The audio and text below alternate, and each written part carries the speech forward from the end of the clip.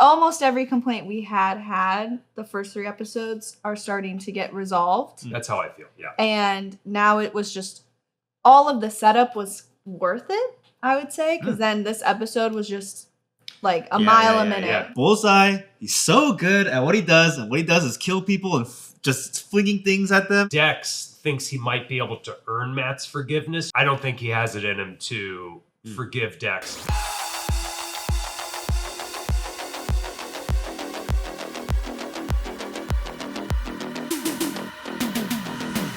Hello, everybody, and welcome back to the Breakroom. Daredevil Born Again, Episode 4 packs a punch.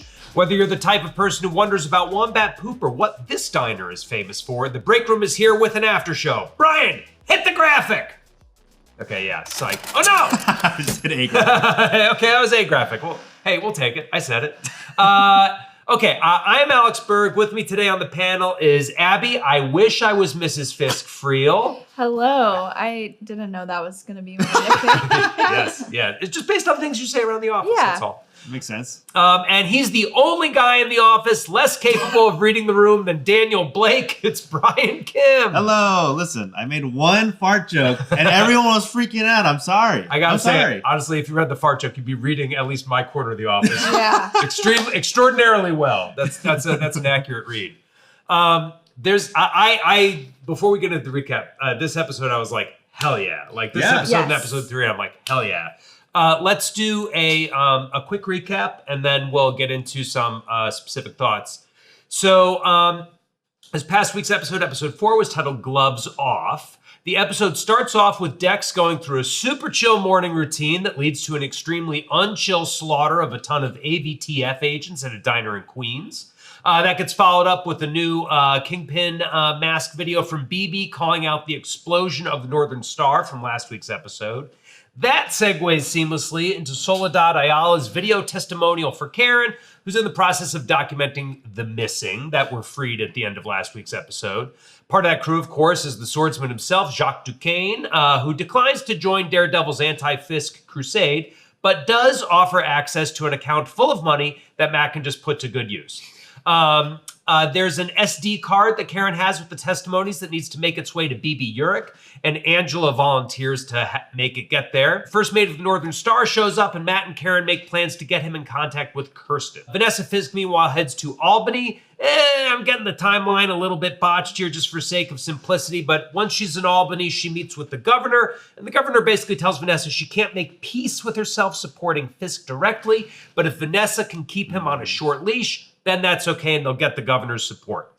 Meanwhile, Fisk and everybody else are getting ready for his big boxing match, which I believe is called Scrapping in the Kitchen. Is that right? Was that what it was called? I don't think I saw it. I think it was Scrapping in the Kitchen. Scrapping in the Kitchen. And it's clear that this boxing match, it's taking place at Fogwell's Boxing Gym, is a trap for Daredevil, a trap for Bullseye, and also just like some red meat for the Fisk's bloodthirsty right-wing voter base. Fisk and Buck have a surprise meeting with Mr. Charles at the Red Hook warehouse, which is more or less a pissing contest / like, sort of like sizing up, where Fisk comes out on top, at least for the time being, thanks to Buck executing a couple CIA goons right in the face. Matt does some detective work at the diner while disguised as an AVTF agent, figures out Dex lives near his childhood church, and makes his way over there. Him and Dex fight, Dex gets away, and heads to Fisk's fight night for continued carnage. There's a quick interlude where the first mate of the Northern Star gets on the record about what went down, and things end very poorly for him very shortly thereafter. Meanwhile, BB and Daniel Blake meet up for what is clearly not a date, much to Blake's disappointment. Angela's intermediary slips BB an SD card, and the fight begins. The fight rules. It's super bloody, it's super intense, and Fisk almost certainly punches his opponent to death in front of a crowd.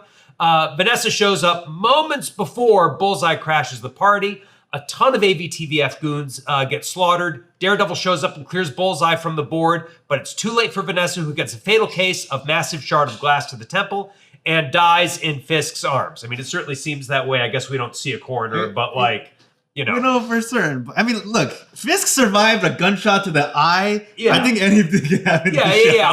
I'm leaving it. Here's my takeaway from the fight. Vanessa's dead, and Matterhorn is dead. Matterhorn Melendez or whatever. I think everybody's dead. That's That's what I'm betting on. I mean, they killed Foggy right away. Yeah. They did. So I think they're Yeah. establishing, even though the MCU really, death is not a permanent state a lot of times. Ain't that just the way? I feel like maybe this is for real. So what were your two overall thoughts on 204? What were things you liked about it? Things that frustrated you? Give it to me straight.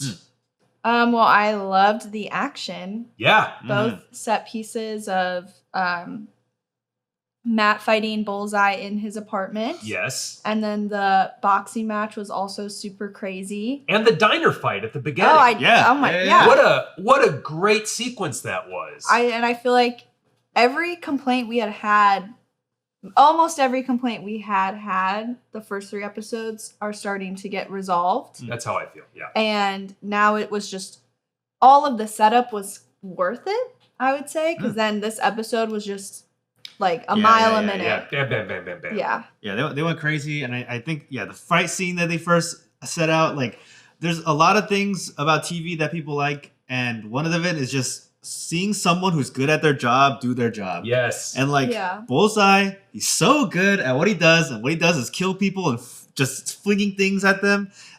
So I had a great time. I just love how they continue to make his like character like a psychopath who just likes killing. At this point, he's just like, I'm just gonna start killing people. He just calls the AVTF there. He's like, yep, Frank Castle's here, and then everyone charges in, and it's like his excuse to kill in a way that's like not evil per se. Like he still tries to be like, I'm one of the, like, it's kind of tongue in cheek, but at the end it's like, don't worry, I'm one of the good guys. Yeah. So he's gonna kill the person. I think we may get to it a little bit later, but like probably not. No. Well, probably not. So I'll bring it up now. I have to bring it up now. I have honestly mixed feelings about Mr. Charles as a character now, because I think when he was introduced, you know, he had that like, oh, I'm too good for this. Like, you're just a small fry in the big world. And like, I like that. I like that he has this power and he's antagonistic towards Fisk. And then Fisk has to like prove himself or like overcome it. I think, at least for my taste, I think Fisk overcame it a little like really quickly. Yeah. It was just like, he obviously, Mr. Charles was kind of threatening him with these like armed guards. And then immediately Buck takes him out. And then instead of this being kind of part of Charles's plan, he like under his bed's like, oh shit. So like clearly he didn't intend for this to happen. So I'm like who are you? How did this happen? But you know. Yeah. I think it's like kind of a minor complaint for me in the broad scheme of things. But I do like the version of Mr. Charles that has a little bit more leverage over Fisk. Yes. And the way that scene ended kind of felt like everyone being like, oh, Fisky still got it. You know, like, you get him, Willie, you know, or whatever. And I also just don't particularly care about Buck. Like, I'm not like, oh, hell yeah, Buck rules. You know, I'm just like, okay, yeah. Are you a big Buck fan? I wouldn't say I'm a Buck guy, okay? Yeah. Call me a Buck guy. Buck stops here. The Buck stops with me.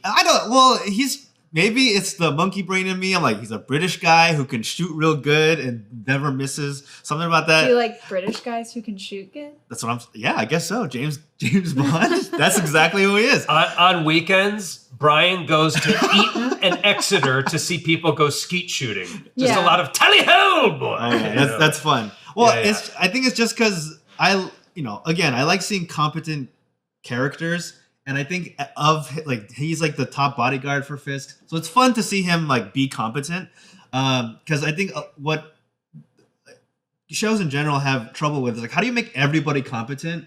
Because otherwise, like, they kind of have to miss each other. You can't, like, you know, Bullseye can't miss, but then he has to somehow not be able to kill certain people. But then you do get him and Daredevil punching each other at the exact same time, which is so good. A classic way to show two guys are equally matched is they just punch each other in the face. Same reach, same timing. The twin face. It's such a fun trope.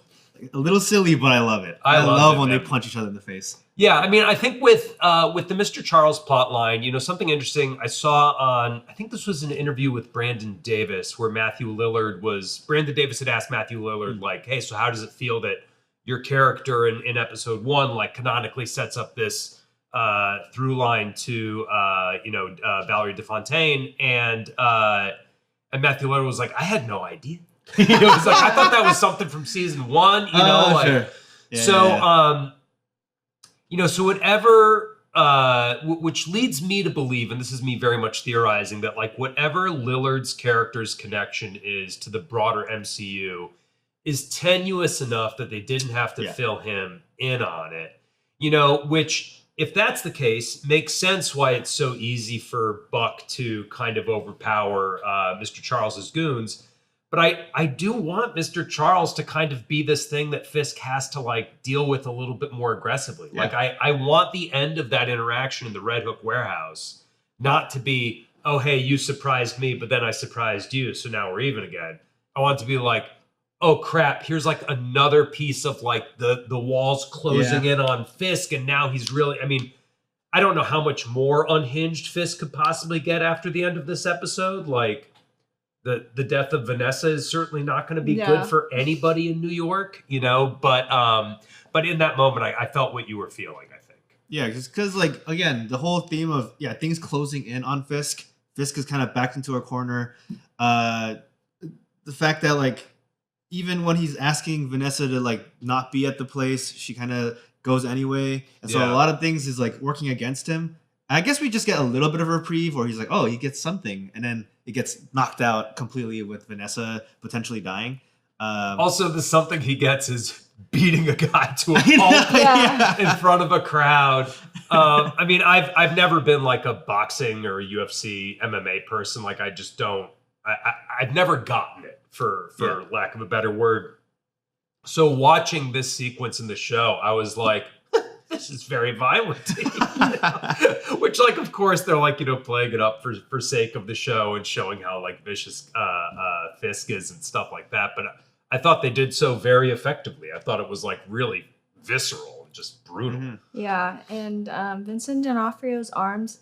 I know you did intro me as Mrs. Fisk, but I do need to shout out his arms. This is why. Yeah, this is why he got in shape. Yeah, man.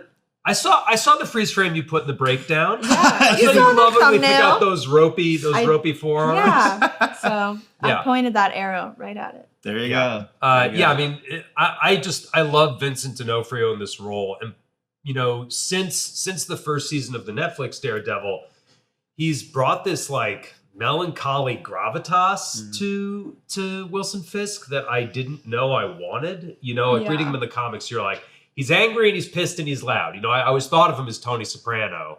And now he's like kind of like Tony Soprano in therapy. He's like sad Tony. Yeah. But he is also so physically, I forget, he routinely like, smash a guy's head in a car door, break a guy's head with his bare hands. He is just a beast. And I like when they give him opportunities to show that physicality off in the show. Let's talk about something I really liked in this episode and something that I liked in season 1 of Born Again, which I was, I thought was more hit or miss. But like, I'm a sucker for Matt's commitment to being fair, even when it means he kind of has to help his enemies. Like, in season 1, it was him protecting Fisk from Bullseye. And now in this episode, it's him protecting Bullseye from Fisk, which maybe he wasn't protecting Bullseye, maybe he was just getting him out of there. But I read it as he's saving Bullseye's life, which is maybe incidental. But how did you guys feel about that turn of the tables? Did it feel in character to you? All that sort of stuff. Matt's always thinking about the balance of everything, the scales, as you were. Yeah. And so it makes sense, and it just makes Matt even that much more likable that he is it's almost so involved that it's neutral. Yeah. Right. He tries really hard to like, okay, I'll give you some of this. Just like even the him coming in is, yes, he got Bullseye out of there, but he also saved Fisk's life. Yeah. And so he's honestly, he just feels like he's just doing this. Like he's just trying to keep them away from each other. He's the chaperone coming in with a yardstick asking everyone to leave room for the Lord. Yes, very much. Right. And so and he's religious. I guess that works. True. And so I feel like that when he does that, it just proves even further why like he is the main character, because I have been questioning if he is the main character of the show. It's not always obvious at this point. Yes, it has Yeah. been. That has been one of my biggest critiques, is it has not been a lot of Matt in Right, the Born Again right. era. And so I think the show is at its best when it is involving Matt, and also the dynamic between these three characters as well. Yeah. Because that was something that was super lacking in season 1 of Born Again. And the first 2 episodes of this season. Yes, You very know, much. I totally hear and agree with what you're saying about Matt. I mean, it's, you know, the things that make a superhero versus, you know, big guy who beats people up sort of a thing, are like, well, what are the sacrifices they have to make, or the sacrifices that they've had to live with, right? Yeah. You know, and in Daredevil, watching Matt know that there is an easier way out, but not be able to do it. You know, even in the apartment fight with Dex, he could have killed him there very easily, it seems like, and just didn't. And because of that, you know, he was able to threaten Mrs. Smithers, which then in the subtitles of the episode, it's like, you know, speaking Polish, like, you know, when he rolls off, I'm like, Smithers is not a Polish last name.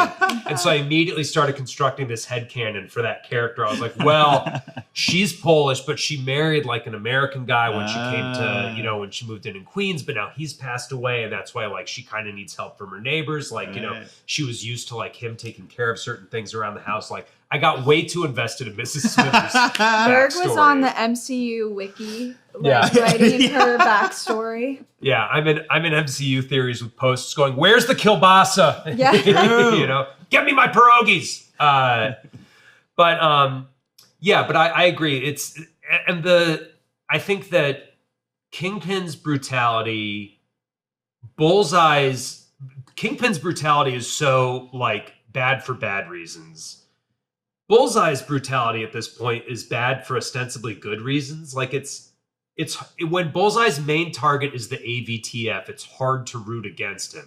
Yeah. You know you should, and you kind of gotta, but you're like, we could sacrifice a couple AVTF goons, right? Like, that's okay. Yeah. I'd say more than a couple. Yes. He did take out whole platoons. Yes, whole platoons. Yeah, in a reverse swatting incident. True. Yeah. No, it's interesting because I feel like right now Bullseye is kind of fulfilling a sort of Punisher role in this story, where like, yeah, it's Matt trying to do justice the right way. What is it? Fisk just doing whatever he wants. Yeah. And then Bullseye doing like what his form of justice is, but in a way that's like, well, I want to kill these guys, so I'm going to do it. And like those ideologies battling each other, which is kind of like what Frank Castle was doing. You know, he was like killing bad guys. He was like, well, we got to get rid of them.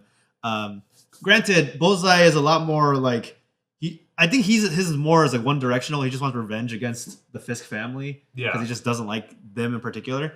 But I kind of want to see where this.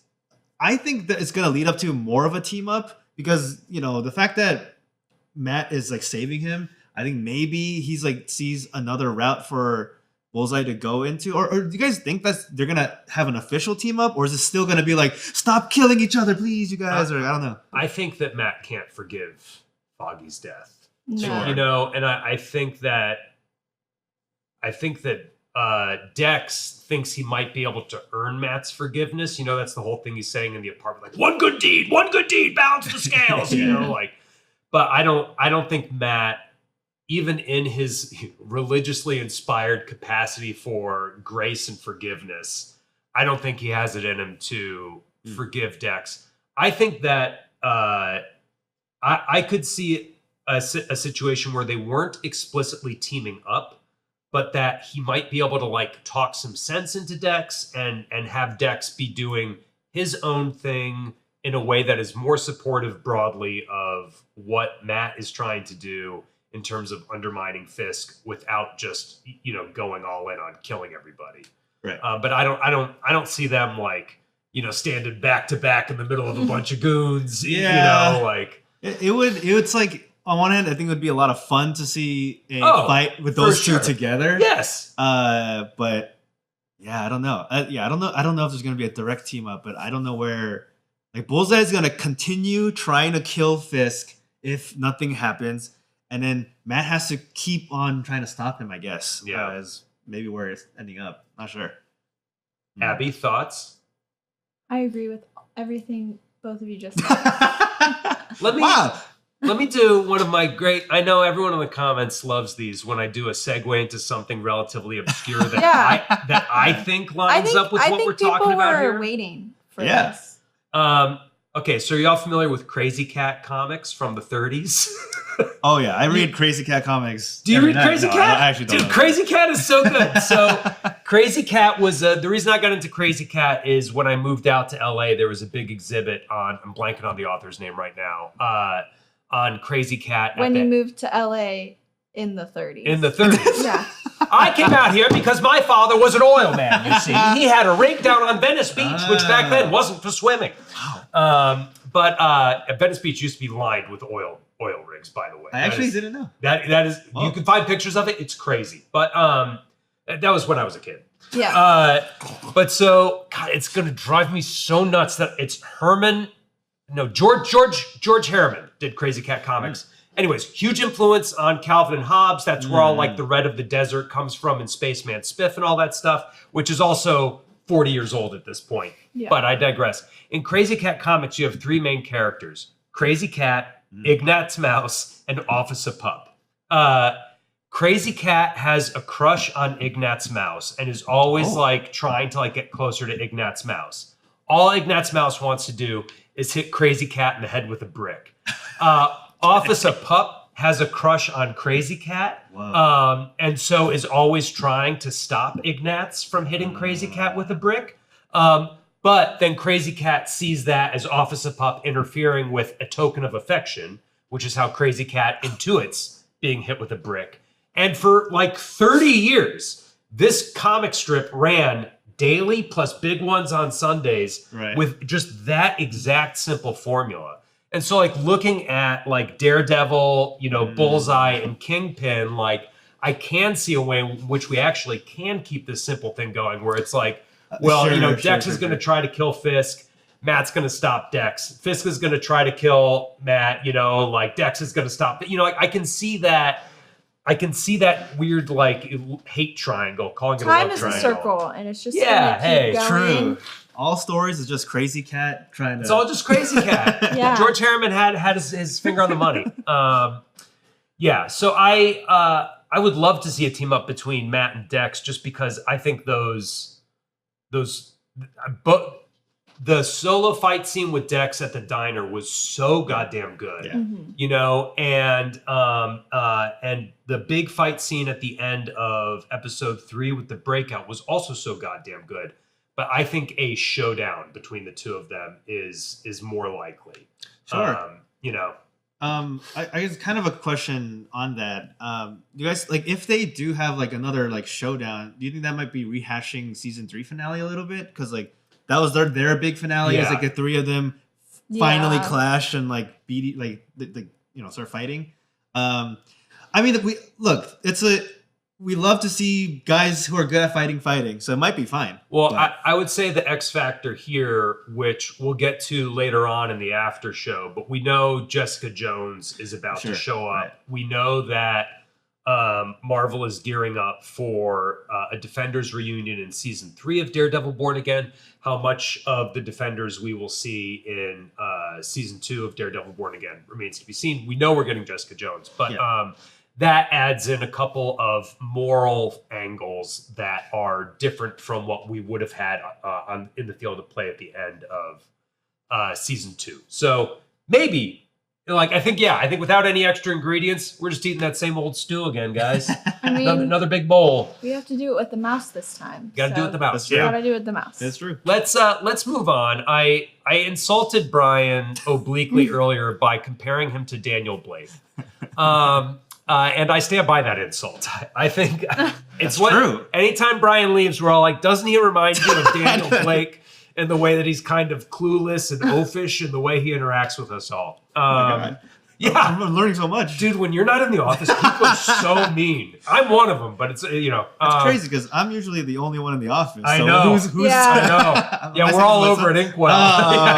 Okay, got it. Okay, so with with Daniel Blake, there's a moment in the episode when Angela Ayala's friend slips BB Urich an SD card. And Daniel Blake does give like a very specific kind of like skeptical, like knowing glance. Like, do we think he knows that there was some kind of handoff going on in that moment? And because he already clearly suspects her of being connected to the mask videos. Yeah. If he does know about that handoff, what do you think his response to that is going to be? I don't like. I'm actually not sure anymore where he's gonna go because the whole. I think we talked about this last week where his choices are kind of like be loyal to Fisk or be loyal to BB. Yeah.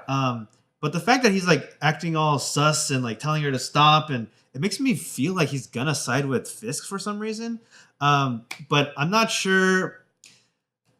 I think there must be some kind of confrontation in the next few episodes. Yeah. That's gonna lead to some sort of blow up, which I think it might end in a more tragic ending where maybe Blake confronts BB and it's like, why are you doing this? Blah, blah, blah. And it's like he tries to tell like Fisk about it, and the Fisk is like, I already knew this happened, and the fact that you took this long to tell me means that you're not worthy of something. And then Buck goes, I'm sorry, kid, I gotta kill you. And he shoots him in the head. Which I hope that happens exactly like you just said. Yeah. Okay. Well, okay. we do, Fisk told Buck, like, plug all the leaks, Yeah, right. And that was part of him executing the first mate of the Northern Star. Yeah. We already know that Michael Gandolfini is not coming. I just bit my tongue as I said Gandolfini. It was an incredibly unpleasant sensation. We already know that Michael Gandolfini will not be returning for season 3 of Daredevil Born Again. So clearly this character is going to have an ending. I do think it's going to be tragic because for as much of a schmuck, they go out of their way to make this guy look like a schmuck. Right. Having him sitting next to BB and what's her face at the fight, and both of them being like, "Oh God," him being like, "Yeah," like at them, is he's such a classless buffoon and has been since his introduction, and I think that's his role in the story. It does feel like the inevitable, the most dramatically satisfying version of his ending has to be he quits being a buffoon at the last possible second, and it's too late to pull him out of whatever freight train. I think you stole my theory from. I said that a couple weeks ago.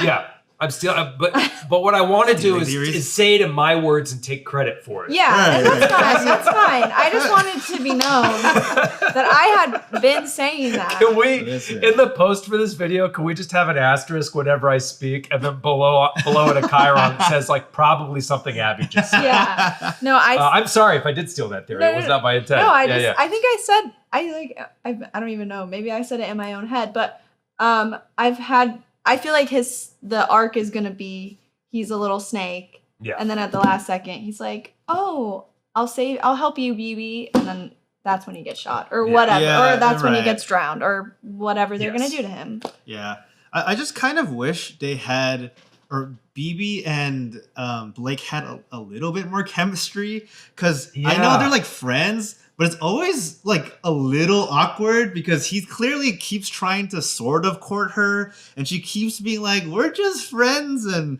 I'm kind of keeping my distance and, he grows on you and like that kind of... Do you think that's him like thinking he's the next like Fisk and he's like, gotta find my Vanessa. True, and, yeah. And also the way that like he's surrounding himself with men that treat women a certain way. Right. And then it's like, this is BB Urich, like get it together. That's what I'm saying. I think part of it is the actress playing BB is really great at the like, hey, like I'm in this to like figure out what happened to my uncle. She's like so good at that. And then I think she's also so good at like I need information from you, like that, like very. And then when it's like time for that character to play the role of and we can be friends to get close, it comes off as like very icy and false, which is maybe intentional for the show.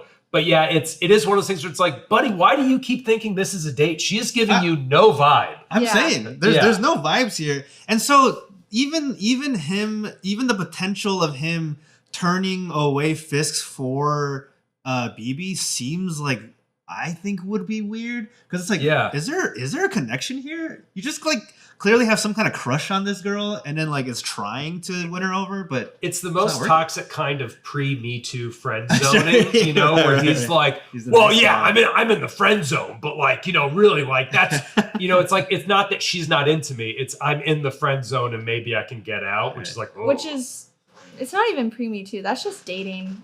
I guess so. They're so assumptive, and why can't people just be platonic? That's true. Yes, that's true. Just why can't you just cover up crimes together? That's also, what I'm saying. As friends. Here's my thing with the friend zone. Let's say you're interested in somebody. Isn't them not being interested in you like the most like humiliating? But he's like fine with it because he's the type of guy that knows he thinks he's going to get out of the friend zone. I can't imagine that. I was always so prone to like, no, you're right. This was a stupid idea. But that's the thing. Yeah. Men today, they don't have that like insecurity because society is propping them up as like men that women like deserve to be out of the friend zone with. Now, back in my day, if you were sweet on a girl, you'd go down to the 5 and dime and get her one red rose. Yeah. Ask her to ride a 2-seated bicycle with you down the boardwalk. The funny thing is, I feel like if guys did that today, that would actually work. You know what I mean? It's like, hey, you want to have a date, ride a bike, and here's a flower, rather than being like, expect us to get together even though we're friends or whatever. I think if you want to go on a date with a guy who's going to ride a 2-seated bike and give you a flower on a boardwalk, you got to be in Portland, Oregon. Or Jersey Shore. Yeah, Jersey Shore. Yeah. That's a very different kind of bike. Yeah. Okay, so let's move on from BB and Blake. You don't want to do a whole session on dating culture and honestly, I could. I haven't been on a date in years. I'm ready to unleash some thoughts. But all three of us are in like secure relationships. Not in the dating what are we? Yeah, we got. I don't know. We got no dog in this fight. Okay, let's talk about Vanessa. So Vanessa had this sort of very power player moment when she went up to Albany. Fisk had sent her away ostensibly to try to keep her safe from, he knew he was trying to trap Bullseye and everybody at the scrapping of the kitchen scraps. She came back. While she was in Albany, she really did have a very kind of, important meeting with the governor of New York, where it felt like the governor of New York was like, hey, I will give you sort of my endorsement as sort of a shadow player in the scenes behind Fisk. Then of course she comes back to the fight just in time to get paperweighted to the dome, shall we say? Yeah. Now, Brian, you had expressed some doubt that Vanessa is actually dead. All I'm saying is we don't know yet. Yes. We don't know yet. She could just be. We could have a scene where she's in the hospital in a coma, and Fisk is like, "Please don't actually." Everyone, and to give you some credit, don't do that. Thank you. No, I don't do that. Credit. He's going to be insufferable now. Oh my god. Oh my god. Here he goes. I really think that the show it tries to say like low level, like at like ground level MCU, whatever.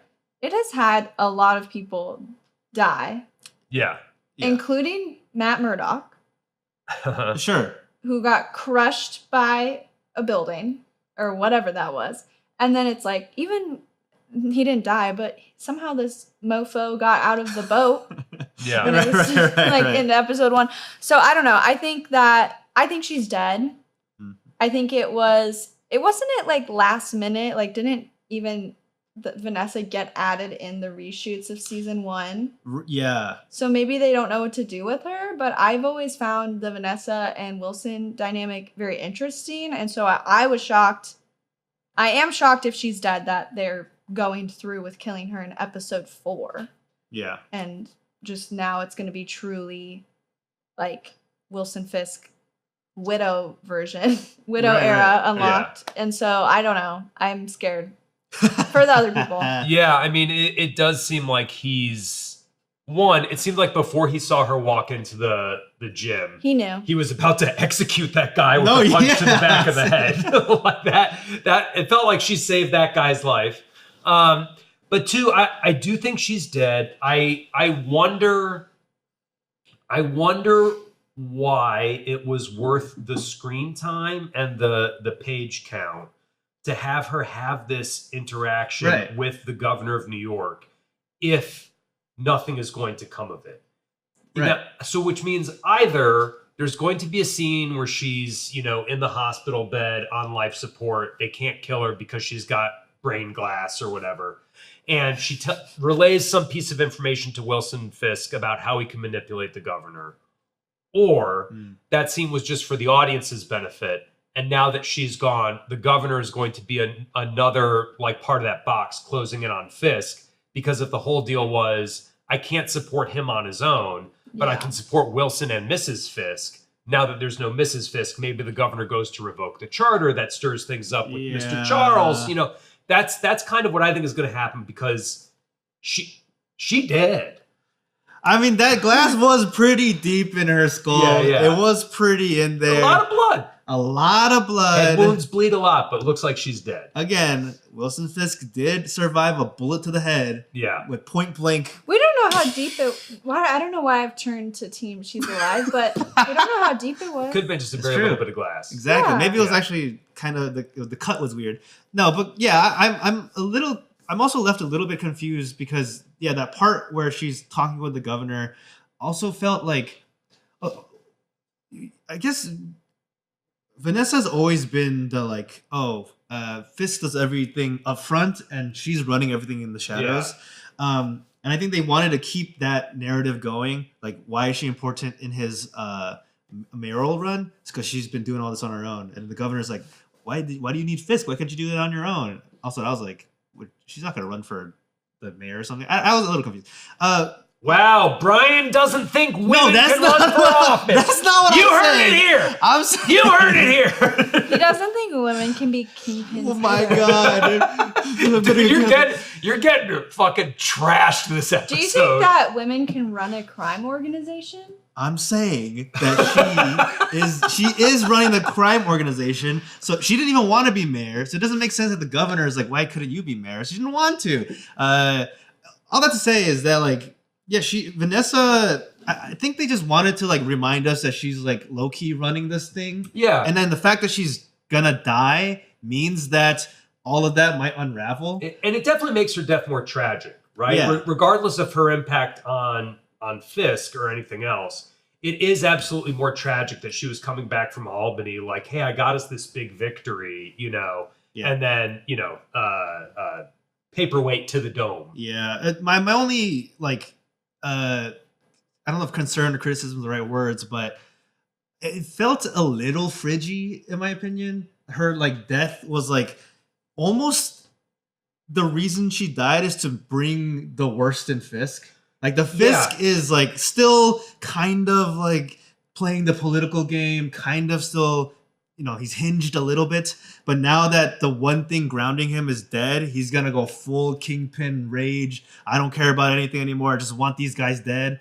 And so it feels a little, because Vanessa's smart, right? They wrote her to be pretty smart. She's very shrewd.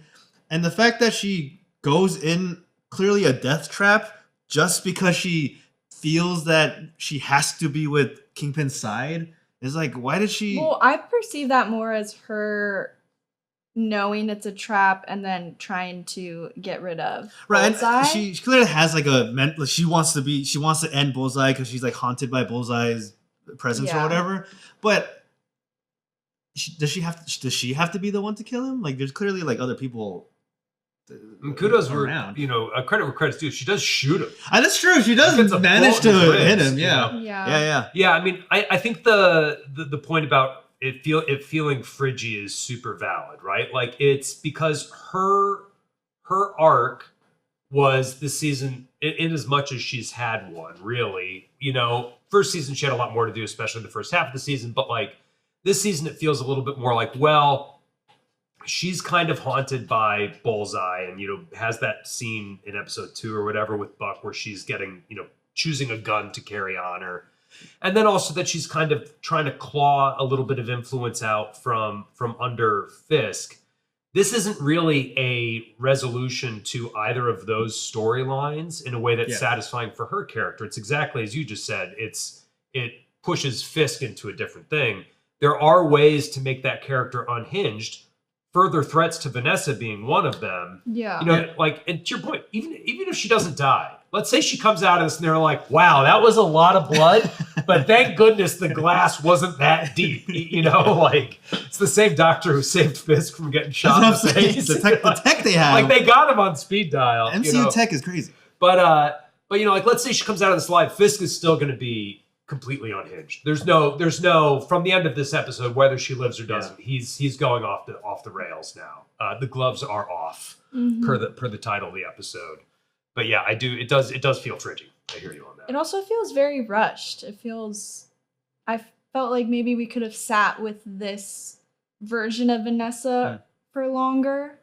Like, I guess 4 episodes is what we're getting for her. But I don't know, just the whole Bullseye, like, that was kind of more interesting to me than, like, the dynamic with her and Bullseye, and then more of the behind the scenes of her struggling with his, like, role as mayor, and where does she fit in, and how does she control him. And so, I don't know. This could have been a finale moment for me, honestly. Sure, and then to go into season 3 or whatever. I also think, you know, to something you said earlier that I remember you saying, I don't want to just regurgitate it. You know, like, you know, you were asking the question earlier, like, it sometimes doesn't feel like the show is about Matt. Yeah. You know, and part of that is there are so many of these secondary characters that have built up over the course of 5 seasons. Yeah. Are there ways to get rid of them besides killing them? You know what I mean? Yeah. Like, you know, because like even talking about Daniel Blake or BB or Buck or Kirsten, you know, or it's just there's all of these other characters where it's very difficult to walk the line. And Karen, you know, like Karen's arc this season is like, you know, she's there. Her and Matt are clearly like falling in love, but we're not really seeing very much of it. You know, we get snippets of it, and I think they feel lived in and accurate. But just pick a lane. Like, are you? Yeah, sure. Is this the Daredevil and Kingpin show? Is this the Daredevil Bullseye and Kingpin show? Is it the Daredevil Bullseye Kingpin and also Kirsten McDuffie's doing? You know, like what Cherry is still rolling around? Friends? It's not even like fully committing to just like this is Hell's Kitchen. Yeah, you know, we still have Heather Glenn running around having news hallucinations somewhere. We have swordsman. Yes. So it's just there's so much. Yeah, there's a lot going on, and I wonder if there is a less frigid way to be like, we can get rid of some of these characters. We can have like 3 less side characters. You know, for sure. I guess I'm thinking about maybe a generous take could be, you know, there's a lot of, we talked about last week, themes of like being haunted by your past and like how the past affects you. And mayhaps the arc with Vanessa is like, she started this by hiring Bullseye to kill Foggy and Ben, I think his name is Ben. And the haunting concluded via her death. That was the conclusion to, you know, your past. Their past comes to kill you. So that maybe that is like what they're trying to say is like sometimes like your past does come to end your life, rather than you being able to live past it or survive it. I guess we'll see in the next episode if she truly is dead. I kind of related to that. I have a question for you guys. Do you guys think that wherever this ends, she dies or not, like will Fisk still, do you think, maintain power in New York, or do you think this season is going to end with him somehow out of power? I think he'll be out of power publicly. Like no longer mayor? Yeah. I think he's probably going to lose his mayoral seat, but then he'll be in the shadows, whether that's him operating from his private island that we don't know about or whatever. Show us the flight logs. Yeah, or whatever. I feel like they're setting up him to be more powerful, but behind the scenes. Sure. Yeah. Yeah. I think that I think between the pressure from Albany and Mr. Charles, which are, you know, Albany is very public political pressure. Mr. Charles is a little bit more subtle behind the scenes pressure. I think those will take him out of office because Mr. Charles wants him installed with a more useful puppet. Albany wants him to be replaced by someone who's more willing to play ball with Albany. Play Balbany, as it were. Classic. You're welcome, Balbany. And then, on the flip side, you have Matt and Karen and Kirsten who are all trying to build an actual legal case against him. Not just exert political pressure, but cause legal ramifications for what he's been doing in New York to come to be brought down on him. It would feel a little bit like plot armor if he ended this season still as mayor of New York. But I agree that I think he'll still have a lot of influence and sway. And arguably a much more dangerous kind of influence and sway if he doesn't have to be doing this kind of, D&D lawful evil type of tightrope walking. Looking towards the rest of the season and season 3, we got a mid-season trailer showing us a very pissed off Jessica Jones coming in the very near future. Let's give that a watch if we have the asset pulled up. If not, we can just chat about it. Yeah, I got it. And then we'll see sort of what the season has left in store. That's sick trees. Let's see if this. Nope. All right, we're playing this trailer. We're gonna start the trailer off with the episode 4 diner scene. Also, banana milkshake is a weird milkshake order, right? I don't think it's common. It's for sure not common. Okay. Oh, that shot is so good though. It's so good. It's so Batman, but I really like it. I love it. Him on the Brooklyn Bridge. So she has a kid. Yeah. So she has a kid. Yes. Assuming that's with Luke. My daughter. Yeah. Ooh, he just killed the guy. Just broke somebody's spine on the hallway. He bullseyed that guy. And then we also got this little. And don't forget. Yeah. Ooh. God, John Berthold looks so good as Punisher. Yeah. So, I mean, a lot of that trailer obviously is stuff we've seen from earlier in the season. Some glimpses of stuff yet to come with Kristen Ritter as Jessica Jones. That Brooklyn Bridge shot looks rad. The mob of like Daredevil-y people putting on masks looks rad. I do want to point out we didn't see Mrs. Fisk running around, running errands. So she's probably dead. Unfortunate. Sorry, Brian. That's true. She's probably. It makes the most sense. At the very least, out of commission. Because what else is she gonna do? Yeah, if she's not dead, then she will probably just be like in a hospital. Yeah. Racking up bills on the taxpayer's dime. Classic. Yeah. I feel like it's just been a 2-year tradition now of like season 1 was airing and we already knew it was a hot mess. But this was when photos were being leaked of Jessica Jones, or Kristen Ritter on set filming. Yeah. And then it feels like 1 year later, here we are, and it's like, okay, mixed reviews coming in, both like publicly and also just it's a little hit or miss to watch. And then it's like, okay, but we leaked that the Defenders are coming. So it's almost like it's almost not super exciting for me at this moment of like, what else is gonna happen when it's like, okay, well, at least season 3 is Defenders. Well, and don't forget that even all the news around Daredevil Born Again was kind of in the middle of, Marvel having Echo and Ironheart and these Disney Plus shows that I think were not really given proper promotion, but also didn't really hit on their own. Yes. And they were like, don't worry, we got Daredevil coming back. And then with Daredevil, like season 1 being a little iffy, they're like, we got Jessica Jones coming back, So, and that's season 2. It's like also just. And now they're like, don't worry, Danny Rand is going to return. And we're like, I don't know. It's all right. Yeah. Give him Luke Cage. Yeah. What do you think, like, season 4? I don't know. That's a lot. That's asking a lot of them. But I'm like, what? How could they just keep making it better? They'll be like. I have a feeling, one of the questions that's been looming over this season and will continue to loom after Brand New Day is what is the connection between this and the broader MCU? Yeah. And I think that question is only going to be more difficult to answer the more seasons of this go on. My gut instinct is that they'll do 3 seasons and out. Disney Plus isn't known for like a lot of continuing series. True. You'd have to up all their contracts and all that. Right. Exactly. And the way a lot of these streamers negotiate, and this is true of the regular networks too, but the way a lot of them negotiate contracts is, well, we'll negotiate for a couple seasons. That way we lock you in at one rate. And then if it's a mega hit, yeah, sure, we have enough money to up your rate when we come back.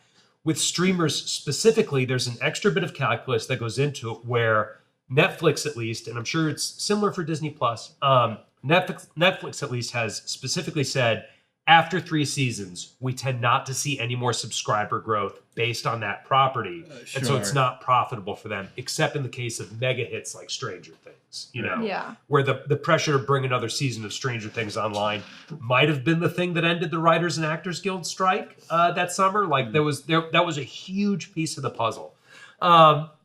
So my thinking is that after season 3, we'll be done with Daredevil Born Again. There may be spinoffs. We may get another Luke Cage or another Jessica Jones if those things are really connecting with audiences.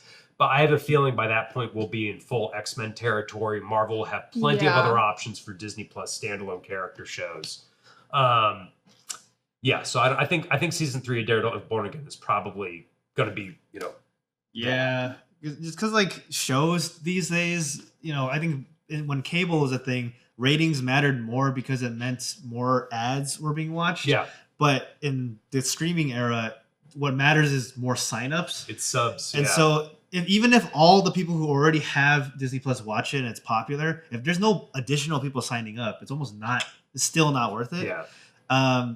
That being said, I still think there is a world where they continue to do the Daredevil world, but because they wanted to, I think they don't want it to actually bleed too heavily in the further MCU, which is why they probably are going to get Fisk out of power like immediately. So they don't have to explain it in the movies since New York is so important in the movies. So he'll just be out of there, and then the Defenders will do some other random Defender stuff, like more stuff like the Hand, which is like clearly a problem but doesn't affect the greater MCU. Was this something I've said, or do you think the season 3 is gonna just have more of the Defenders? They were just all spotted on set. Yeah. Filming on location. So who knows what we all thought Jessica Jones was gonna be in more than 4 episodes, and that's already not the case. So that could be a 1 episode thing. Yeah, that could be cameos. That could be anything from a cameo to a whole arc. I don't know. Something I am appreciating about Daredevil Born Again, and regardless of whether or not it gets season 4 and beyond, that I would like to see continued with Disney is I have really enjoyed the way in which the vibe when you go from street level to cosmic goes from gritty to silly. At the cosmic level you have Guardians of the Galaxy, Thor, it gets like very zany, which for better or worse, Ragnarok, one of the best. Love and Thunder, not. But, it gets really zany. Then you have sort of the, Avengers level, and that sort of tier of things where the stakes are heightened. There's still like a little room for whimsy, but there are very consequential stakes. And then when you get closer to the street level, it gets this very bone crunchy, stabby kind of, things feel very, very grimy and gritty. And whether or not it's Daredevil or another hero that kind of takes the place of that, I want to keep some of that street level stuff. I would do a White Tiger show. You kidding me? Have it be it's, sort of Spider-Man, kid having to balance regular life with superhero stuff, but she's also dealing with this kind of lost legacy. I really like that actress. They're not giving her much to do right now, but I would watch that, So whether or not it's Daredevil or someone else, I want to keep some of that street level thing going, whether it's in New York, Pittsburgh, Cleveland. Wow. Represent. Those are the only 3 cities I'll accept. Anything else? Anywhere else, I'm not on board. Indianapolis? Yeah. New Orleans? Don't think so. I don't care. But yeah. Well, are there any closing thoughts on Daredevil Born Again 204 before we wrap it up for the week? I hope that 204 or 205 through 208 keep the same energy. Yeah, for sure. Yeah, because 203 and 204 have been great. Yes. Yeah, I wonder how much of, because we did see in the trailer a little clip of I think Matt back in his suit, and I'm not sure if that's a flashback or if he's gonna be back in the in court as a lawyer. Yeah, as a lawyer, you might get some of that. Yeah. I also think in the trailer we did see a small shot of Fisk and what was the name? James. His buddy from the first Buckley? season. No. It's something with the W. Wesley. Yeah, James Wesley. Yes. I was mixing up Wesley and and I was like, oh, Buckley. Yeah. But we see like some shots of them, so I think there must be some flashback episode. I think so. Especially because we also know that Foggy is supposed to show up too in an episode or something. Also they're showing straight up footage from the Netflix series with the flashbacks of Matt as a kid. Right. You know, so it's not out of the realm of possibility that they could be showing, hey, either here's scenes directly from the Netflix era, here are scenes we shot for the Netflix era, but just for whatever reason didn't have a time to fold into those those episodes. So I think that's entirely possible. I think since we have 4 episodes left, right? I think one of them might be a sleepier, like, let's recontextualize some stuff. There's some flashbacks. Maybe when Fisk is mourning the loss or whatever of Vanessa, he gets flashbacks of his first best friend who he trusted at first. Yeah. And I was like, oh my God, you're right. He's right. I have to be the strong guy and be a man and whatever. And then we'll go crazy in the next few episodes. My guess is that's 205 is going to be the sleepier reset where we'll check back in with everybody. But man, I want them to just hit the gas and keep going. We did see the scene where Kingpin straight up, he like folds a guy in half. Yeah. His classic move. His classic fold a guy in half move, his signature move. Yeah. But it's like, that's probably just a civilian, right? Because there was a bunch of civilians with masks. We call that's going to be the reverse taco. Yeah. So I guess that's probably at his like most like, well, I'm out of power. People are just coming at me. I'm just going to start killing them. That's going to be crazy. I wonder how they're going to explain Laurel. Is he going to go to jail for killing people, folding in half? I don't know. Does he go to jail now? That's what I'm saying. No. Yeah. Is he going to go to jail? I have no idea. All right, well, that is it for us today. Make sure to like this video and subscribe to the Breakroom channel on YouTube. Likes and subscribes help us out a ton. I know everybody on YouTube says that, but it's because it's true. You hit a like, and the algorithm goes, whoa, someone interacted with your video. We'll show it to more people. That helps our channel a lot. Also, give us a follow on Twitch where we do these videos live. If you want to support us directly, consider buying some merch from nerdriot.shop. Abby's got on a Spider Noir tee. Brian's got on Nelson Murdoch and Page, attorneys at law. Buying a tee from nerdriot.shop is one of the best ways to support our channel. We have designs for everybody. If you've already got a tee from nerdriot.shop, show it off and tag us on socials. We'd love to hear from you. If you're not already following us, you can find us at Breakroom NR on Instagram, Twitter, and Threads. And a final little bit of housekeeping. Next week is CinemaCon in Las Vegas. We will be live streaming, it sounds like daily, on the new Rockstars channel. But because of that, we will not be live on Breakroom next week. So for your Daredevil needs, please check out our Daredevil 205 breakdown on new Rockstars. Invincible will have an after show on Friday of this week, but will not the following week. So for that, you'll have to look out for Jessica's breakdown on Invincible on New Rockstars. And the biggest headlines next week are going to be coming out of CinemaCon. We will be covering those pretty much live. Eric and Jess are going to be in Vegas, and we're going to be just kind of them updating Slack and us going, oh, Eric says the Minions movie is rated R. Whoa. You know, whatever. That'd be crazy. That would be crazy. Too much nudity. I assume a Gru sex scene is in the works. We'll get there one day. One day we'll get there. We can dream. We can dream. Okay, thanks so much for tuning in, everybody. We will see you next time. Goodbye. Bye-bye.